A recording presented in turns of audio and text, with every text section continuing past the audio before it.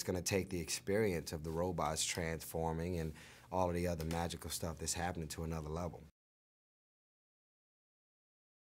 My character name is Robert Epps, and, you know, I play Master Sergeant, you know, in command, in charge of all communications pertaining to the aircraft.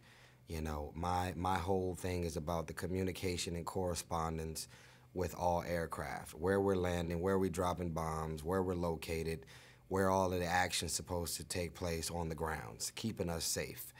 And so in this particular Transformers, my character comes in later in the film because I retired. I was frustrated and I was dealing with post-stress disorder. And so at a certain point, Shai is going to show up to my secret operation. I was on a classified mission working with the Autobots on some top secret stuff. And he shows up to my job randomly and asks me to come back and join in on the mission to defeat these Decepticons. And so I was a little reluctant, and then I just decided, you know, I got a problem with these Decepticons and what they did to my friends too. And I'm back. Epps is back.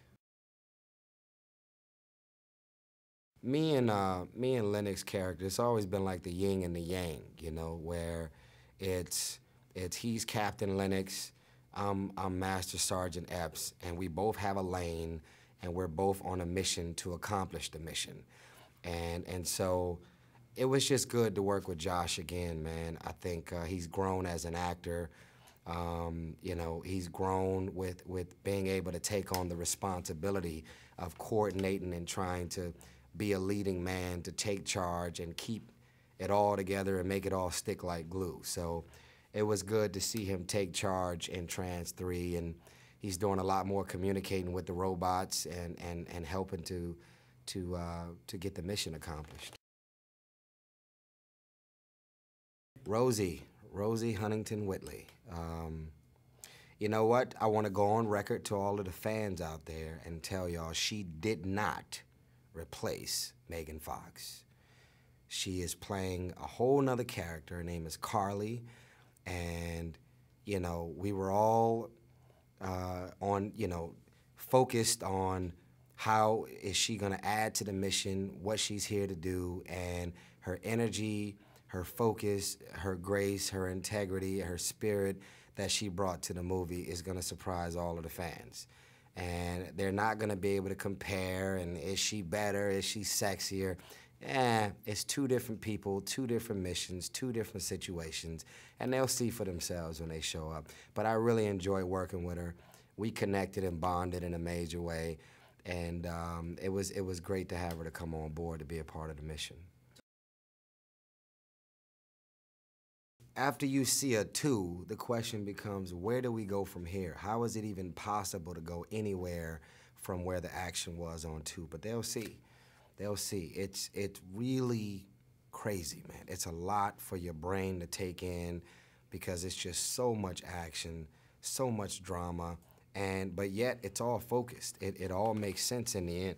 And, you know, this is our toast to the fans that's kept us relevant, kept us hot, and they keep showing up to see Transformers. I mean, I'm able to go on record right now and say that outside of the fact that I'm in the film, I'm Transformers' biggest fan.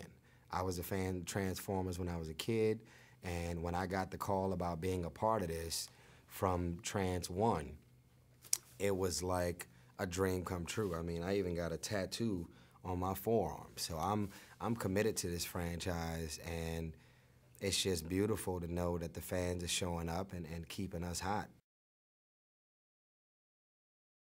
They built this rig for that scene that literally goes all the way up in the sky and down. And so, I mean, this thing had to be at least 150, 200 feet in the sky. And we were sitting here, and he yelled action, and they threw chairs and glass and all of this debris, and we're sliding down this building doing this scene. And then that same rig that lifts us up in the sky, they also built it as an interior. So outside of the exterior shots sliding down the side of the building, we were on the inside. And they had all of this office equipment and all of these chairs like it's a regular corporate building, and it goes up and we're naturally sliding down the ground because the gravity just took us off our feet. And it's a lot, man. It was just crazy to see. I mean, it was like, first of all, who are you guys that's willing to jump off the Trump Towers, the Sears Towers, for real? I mean, luckily it all went down without a hitch, man, but we were all like praying and giving these guys good energy. At one point, one of the guys jumped off the building, and because they're such adrenaline junkies, they jumped off the building. And we walked up to him like, "You guys okay?" And you could see the guy's hand shaking, like, yeah, I'm okay, man. And he reaches out to shake a hand, to let us know he was okay, and his hand was shaking.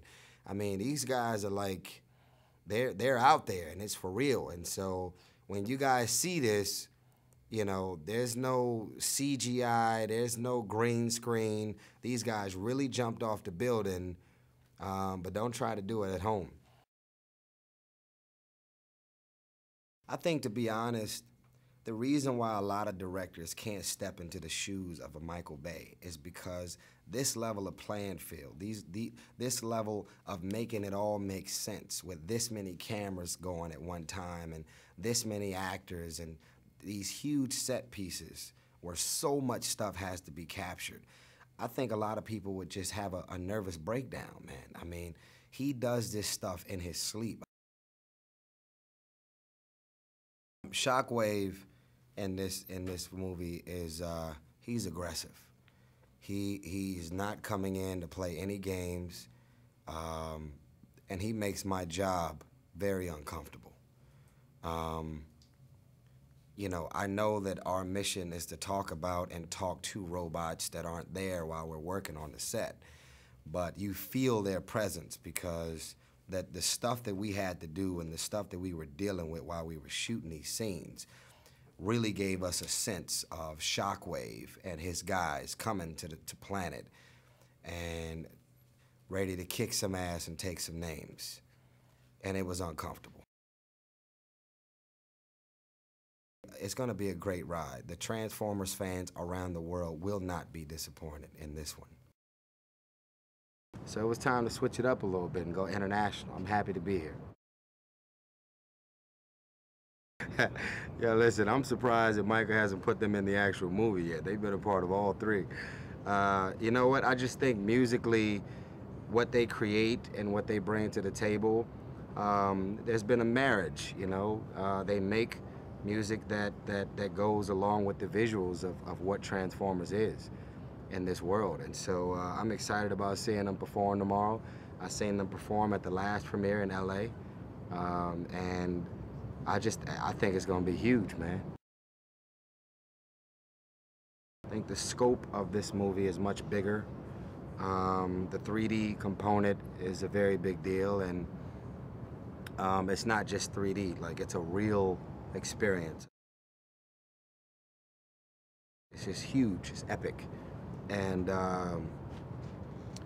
I think having someone of the magnitude and credibility of a James Cameron being so public about how he feels about Transformers Dark of the Moon has taken the interest to another level. I mean, the last time you seen him doing interviews and being so public about any movie was his own. That little film called Avatar?